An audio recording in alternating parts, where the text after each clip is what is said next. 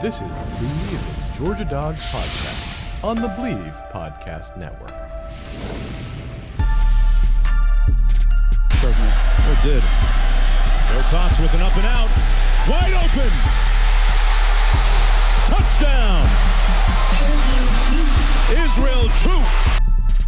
Snap to Young. Drops back. Pressure from the edges. He throws near sideline. And it's intercepted. Intercepted. Keely Ringo at the 21. Off he goes. 40, 50, 45, 40, 35, 30. Near sideline. Breaks the tackle. 20, 15, 10, 5. Touchdown. Touchdown. Touchdown. Georgia.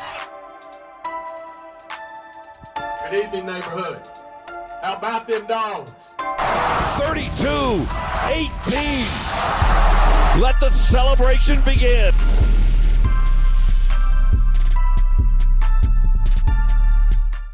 All right, welcome in. It's the Bleav in Georgia Dawgs podcast on the Bleav Network. We're back and better than ever. Here joining me is the state champion himself, fresh off of a sun delay.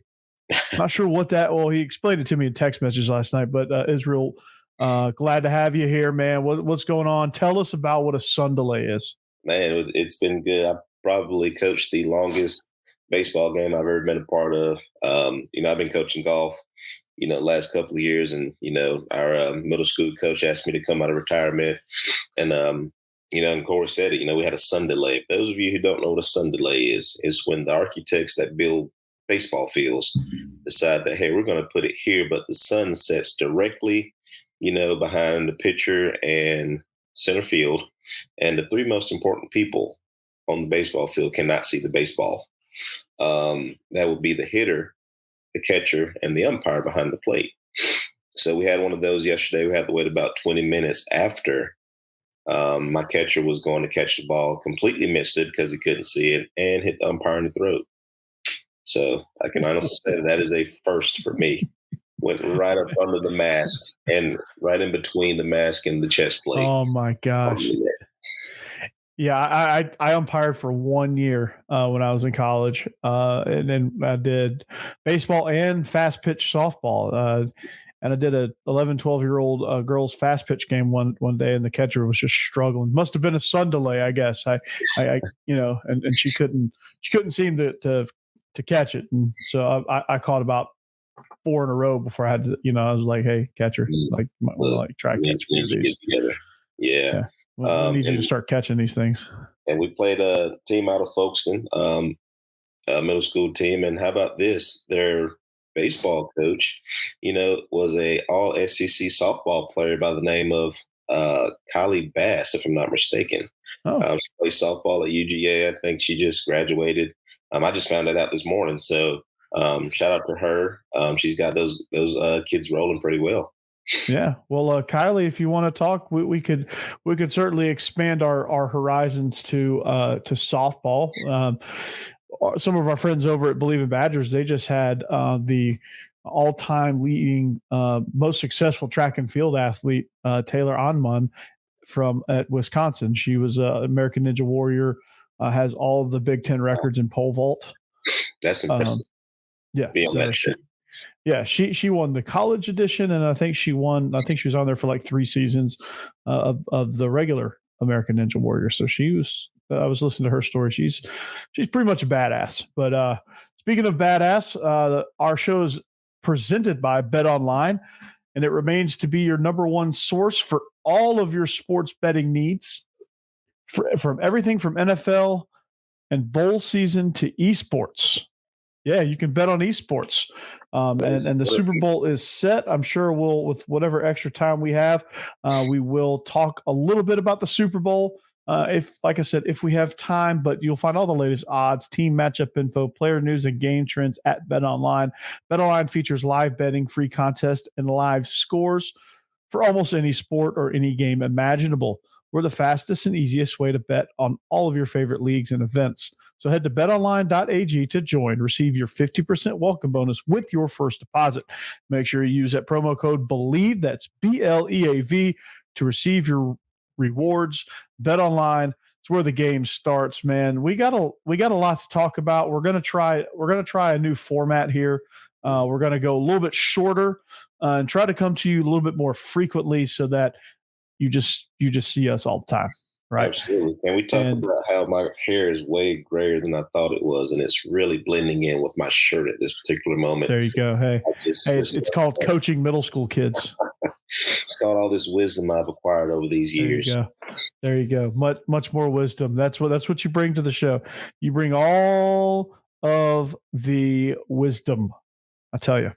So, first things first, man. Like, let's start chronologically. Our boy Stetson, man, he's hustling backwards, man. He had a chance to play in the Senior Bowl, declined, then went on a bender apparently in Dallas. So, do we need to worry about him at all? Or is he just finally unwinding because he can? Man, let me tell you something. It's one of those things where, I could be wrong, but from the report that I heard, that he wasn't originally invited to the Senior Bowl. Somebody backed out, so then he was invited. Don't know how true that is. But if I was him and I wasn't invited the first time, I mean, I completely understand. He's like, "No, I'm good. I'll just go train," and whatever he was doing out in Dallas. Now, here's the thing. Okay, everybody's been waiting on his downfall. Ever since the parade deal, and he didn't shake and wave and people in the parade. So everybody's been waiting for something to happen. People are loving this. So let's get this straight. Okay. Stetson Bennett did something that most of the people who are trying to crucify him have done. The only difference is you're not Stetson Bennett. You're not in the limelight, things like that. So, I mean, we get it. Wasn't like he did anything maliciously. I mean, realistically, he was trying to get home. He kind of knocked on the wrong door, kind of got lost. I mean, he is in Dallas, which is another thing. TCU is also in Dallas, last I checked. So, of course, we got Stetson Bennett. So, of course, he was going to get arrested. And, they're about the same as the APD, So, hit first thing in the morning, bright and early, 6 o'clock. So, I mean, am I upset with him? You got to make better decisions. You're grown up. But at the same time, I mean, he's still learning. I mean, who hasn't, done something stupid like that? But I mean, was it malicious? Absolutely not. But of course, people are going to be waiting on his downfall. 2-time national champion.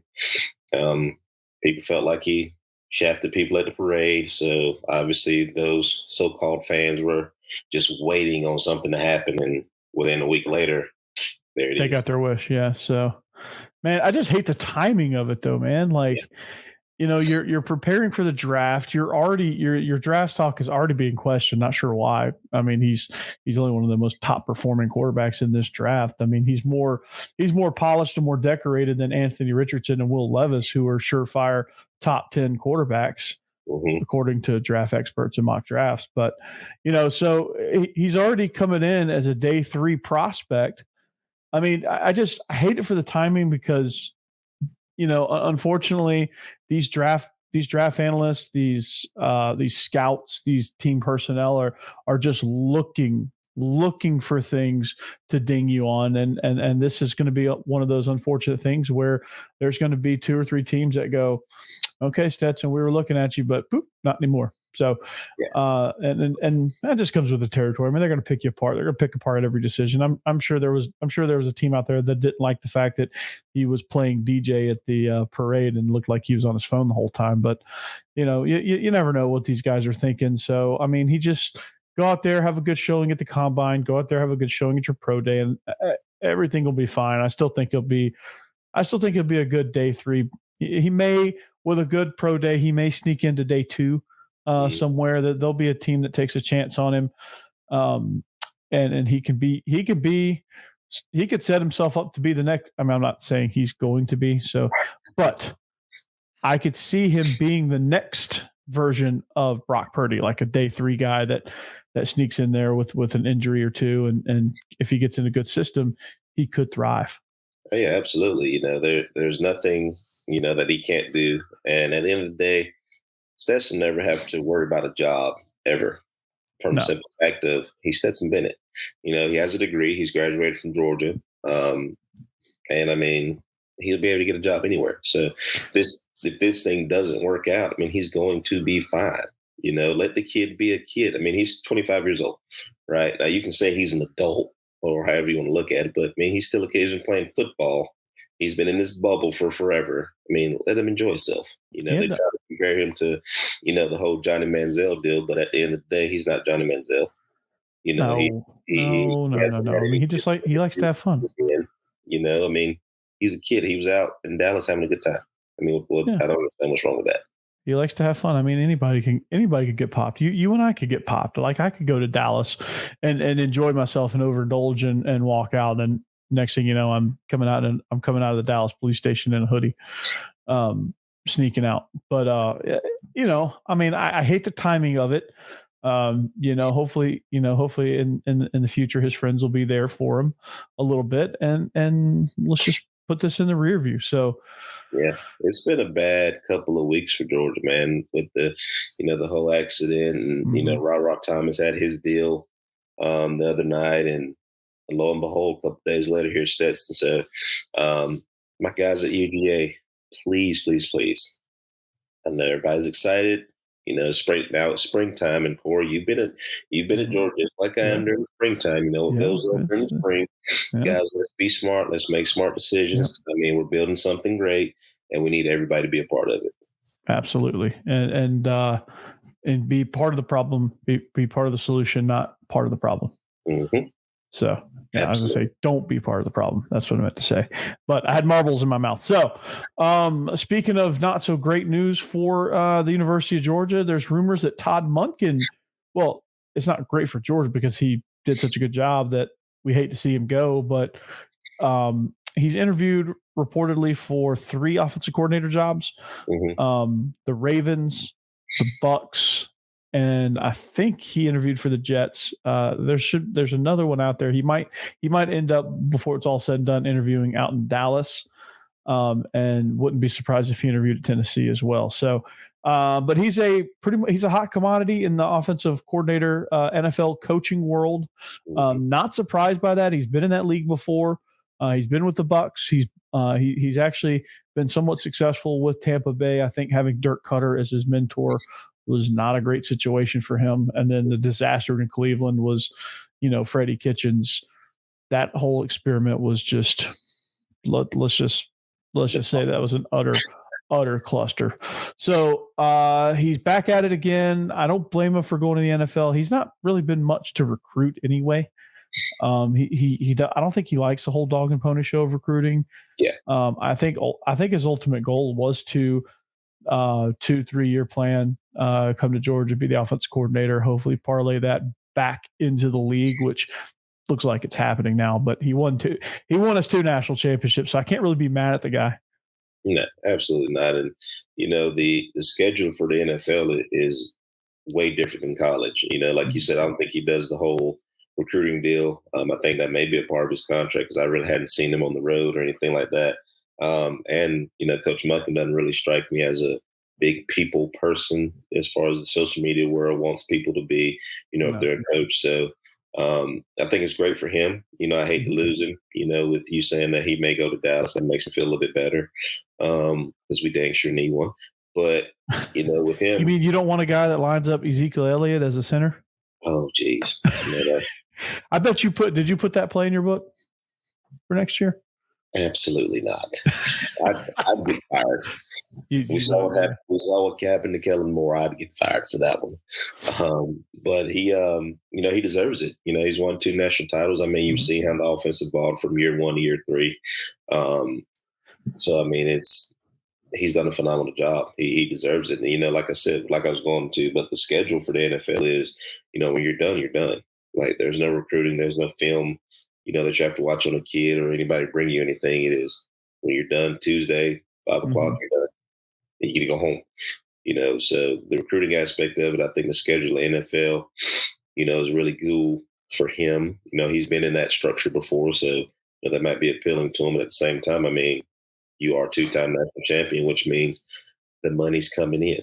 The money is definitely coming in. I'm looking at, hotel prices for next year, because we always choose a game to go to. And I'm like, man, so, when you win, great things happen. So if we can, I hope we can keep him. He likes winning. So he's going to pick the winning program to go to. He loves Georgia. He's actually said that in his press conferences. So hopefully we can make some shake and keep him.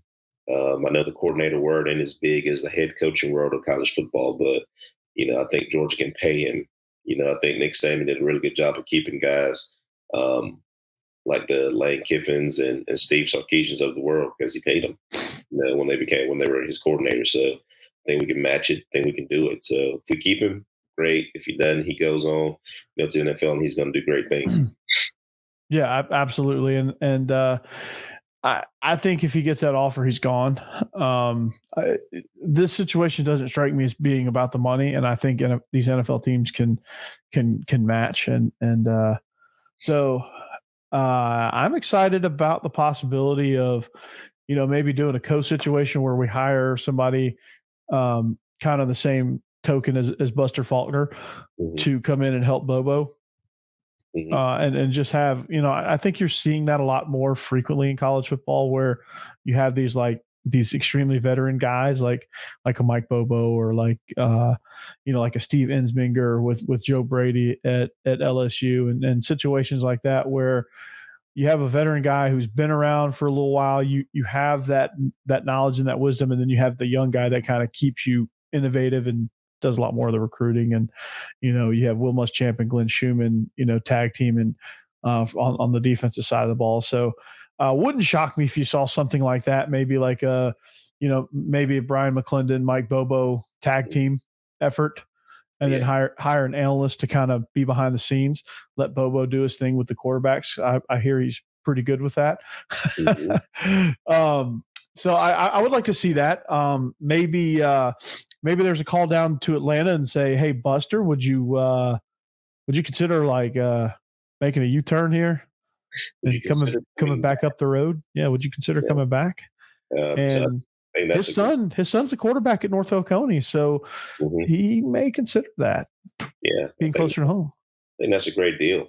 I saw a couple of tweets the other day. I've been so busy. I hadn't tweeted a whole lot, but people upset with Bobo. I'm like, you do realize Bobo still has the highest scoring average, at Georgia right now. So, yeah. When he came through, he was evolving. He's grown. And people talk about his stops. Well, look at the people he's had around him. The players he's had around him at his stops. He was at Colorado State. He was at South Carolina when they were down. He was also at Auburn, which we all know how Auburn was during that particular year. Yeah, the Brian Harsin, Mike Bobo marriage was a weird one to start. So, it's one of those deals to where, all right, what's going to make you guys happy? We just gave you 2 national championships. So what other offensive coordinator, is doing, what we did at Georgia? Nobody. In the grand scheme of it, nobody's Buster. done. If it works for Will Muschamp, it's got to work for both. Like both of them came to the analyst route, got rejuvenated. Like Bobo is probably a little bit fresher now. He had some health problems that contributed. I think he got burnt out a little bit. He might be refreshed a little bit being back in Athens. If Kirby trusts him, hey, who am I to say I don't trust him? Like absolutely. You got 2 head coaches, pretty successful head coaches on your staff that were analysts, They chose to be in it. It's not like they just, all right, well, not when you go to the school of head coaching, for Nick Saban, because you have to, they did it because they wanted to, they chose to come back home essentially because both of them are alone of Georgia. So, I think it's a good deal. I think he's been loyal. I think he's done a really good job of helping Monken, helping with the offense. He's filling out, defensive cards, things like that, doing everything he can to show that he's bought in. So, I think I'd give it Bobo. He's contributing to meetings. Monken's given him a ton of credit for some of the schemes that they've rolled out there in certain games, in certain situations. So, it's not like he's just sitting there drawing up cards and doing nothing else. He's contributing to the scheme. He's contributing to the game planning. He's going to be somebody that makes sure that Brock Bowers is fed. Yes. Let's be honest. He's not stupid. He fed the ball to 19. And he fed AJ Green. He fed Lars King. He fed those guys who were an intricate part of our offense, during that time. So, obviously he knows how to get the ball to his playmakers, So, and he did it with less heralded quarterbacks outside of Matt Stafford. Yeah, and those people who are upset, have you ever tried to come up with a game plan? Everybody can be Twitter warriors. But unless you're in there and you know what to do, how to do it, I mean, everybody can be couch coaches. Yeah. Yeah. I mean, everybody's going to sit there and point to the Auburn experience and the South Carolina experience and say, oh, well, here, there, whatever. He had a GA as a quarterback at South Carolina. Let's be real about that. What weapons did he have on offense in South Carolina or Auburn for that matter? He was like a one-legged man in an ass-kicking contest. It just wasn't going to happen. At South Carolina, I mean, at Colorado State, they were doing pretty good. Mm-hmm. They were putting up some numbers. I mean, their defense was pretty bad. I think overall program management, he was starting to slip because his health was declining.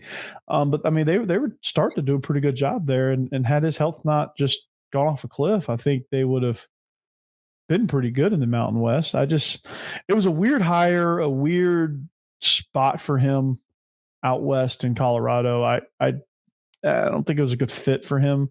Mm-hmm. It was a weird fit. I mean, I think he was starting to do well, but I still think it was a weird fit just because it almost seemed like he was a fish out of water. But I still think, despite all of that, I still think he did a good job out there at Colorado State. Really good job. I think he'll do good for us too. Obviously, he'll do great for us. I mean, a lot of trust him too. So yeah. I mean, he's got talent. He's got things to work with. I mean, his concepts are solid. I mean, his offense has played hard at South Carolina. There were some things that they had that they couldn't hit because they couldn't protect.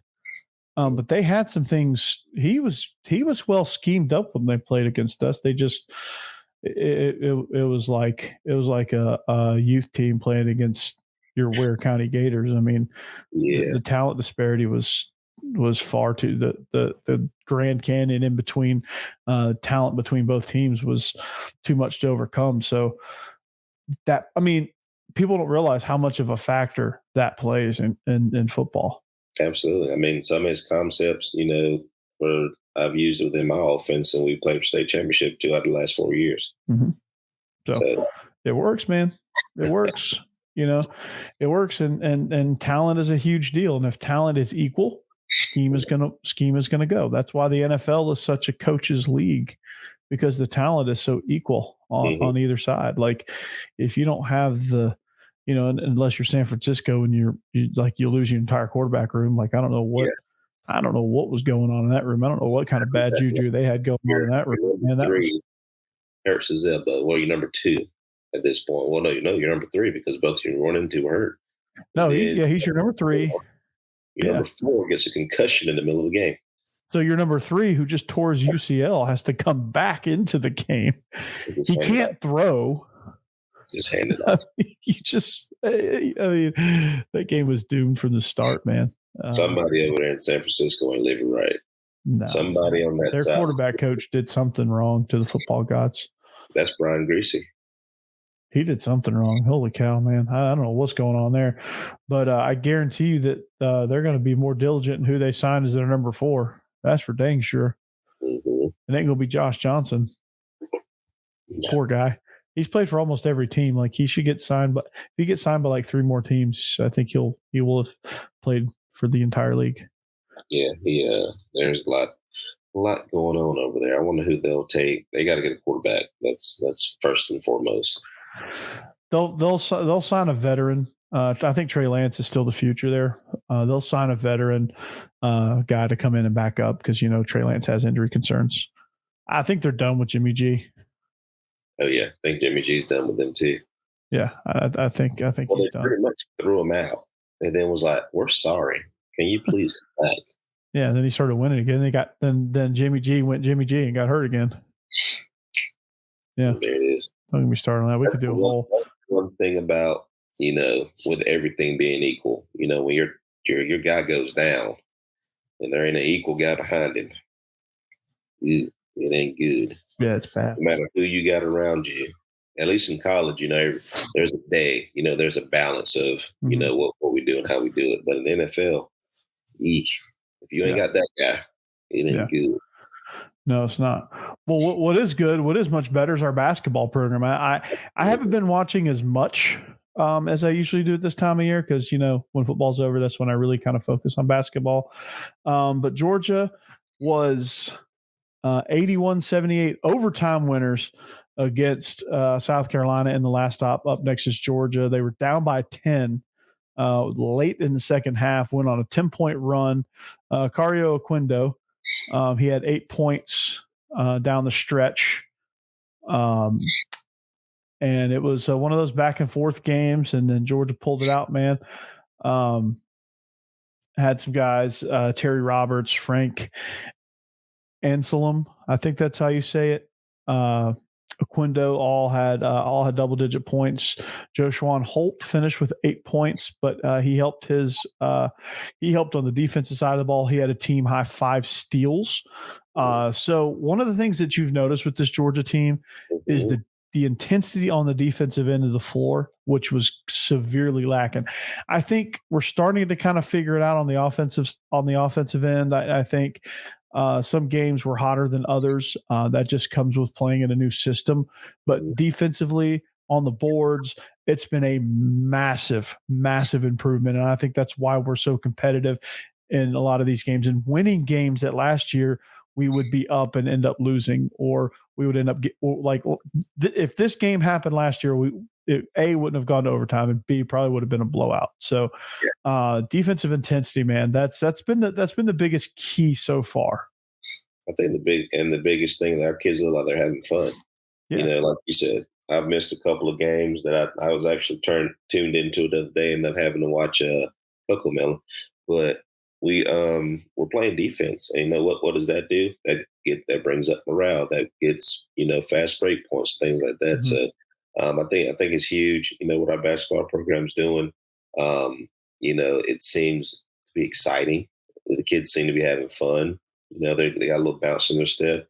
So I think this is a good move, good hire, and it's only going to get better. Because once that train starts rolling, everybody sees the change that is going on. It's just going to bring more and more excitement, which also brings more and more top-notch recruits. And with the transfer portal, of course, you're going to steal a couple of guys out the portal as well. That you don't usually get. Yeah, no doubt. They like the way that program's going, the direction that we're going in. Well, it keeps getting more exciting. We take on Auburn tomorrow night, actually, as we record. We travel down to Auburn. Auburn's still ranked 25th. Beat them 76-64 earlier in the month in one of our first conference games. Again, with Auburn, when you play against Auburn, it's about the guards. Wendell Green, 13.6 per game. KD Johnson, which we know him well. So I think defensively, you got to limit what they can do, make things tough on them, force them laterally, force them into shots and get hands in their face. I think Super Cario is if he can get going, I think he's a force. But with Georgia, they just got to take smart shots, take the ball to the rack, and just keep up the intensity. Be intense on the defensive side of the ball and get in the rhythm offensively. And I think we go for that season sweep here. I think if we keep playing good basketball down the stretch, I think it's the first time in a long time that I'm excited about the SEC tournament. I think if we keep playing well, we get a good seed. With this group right here and the way we're playing, you never know what happened. So I'm excited, man. This is the first time, I think, since we've been going, the last 4, last 3 years. We've been going about 3 years. Yeah, I've actually been excited for Georgia basketball team. So yeah, we've been bad since you and I have known each other. So it's been a long time coming. I think my man Josh made a phenomenal hire. I think he's taken this program. I think he's seen what was wrong with it, and kind of molded it into, all right, what are the solutions instead of naming all the problems. One of our problems was defense. All right, what is the solution to it? It's always been a solution to everything, to every step that we've taken this year, and I'm loving it. Absolutely, I'm loving it as well. Well, the game tips off at 7 tomorrow night on the or actually tonight, because you're going to see this live on Wednesday morning. But tips off tonight on the SEC Network. Going to watch that. But with our new model, we got about 1 minute left to go in the show. Things are going to start to look up for Georgia athletics. I think baseball's much improved. Baseball's getting ready to launch. But we are the Bleav in Georgia Dawgs podcast on the Bleav Network. We thank you for joining us. Please find us anywhere you find your podcast, whether it be SiriusXM app, Apple, Spotify, anywhere you can find that. Find us on the YouTube channel, like us, subscribe us, find us on social media at TroopStar28, at Coach Burton36 on Twitter. The same handle at TroopStar28 on Instagram. For me, it is Coach Corey Burton, and then at Bleav in Dawgs on all social media platforms. So be on the lookout for that. But we are the Bleav in Georgia Dawgs podcast, presented by Betonline.ag on the Bleav Network. Thank you for watching. We'll see you back here next time. Go Dawgs. Go Dawgs.